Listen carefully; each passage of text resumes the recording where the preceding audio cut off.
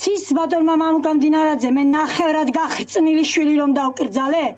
იცის რომ ჩემი შვილი მაშინვე 4 ქულიან კომაში ჩავარდა და გონზე მოუსვლად მომიკვდა და თმენის ვალდებულება მე ჯერ ჩემ შვილთან მაქვს და მე თმენის ვალდებულება არცად არ შემშლია დღეს ბატონი მამუკამ დინარაძის გამოსვლა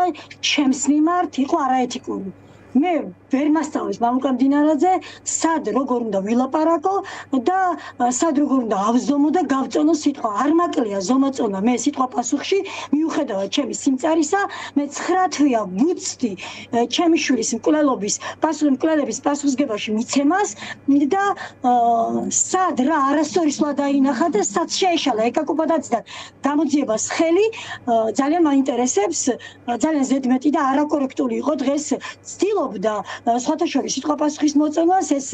ბატონი მამუკამ დინარაძე ის პიროვნებაა ვინც სიტყვებს მაპატიებს და ჯიბეში არ ეძებს და საკმაოდ სხარტად საუბრობს უჭირდა საუბარი მაგრამ მაინც ძალიან არაეთიკური იყო მისი გამოსვლა ჩემს მიმართ თანამშრომლობ პროკურატურასთან მithქვამს არაერთგზის რომ ჩვენ აქტიურად ვცვლით ერთმანეთს ინფორმაციებს რა თქმა უნდა ხა მე პროკურატურა არ მითანხმდება ვის როგორ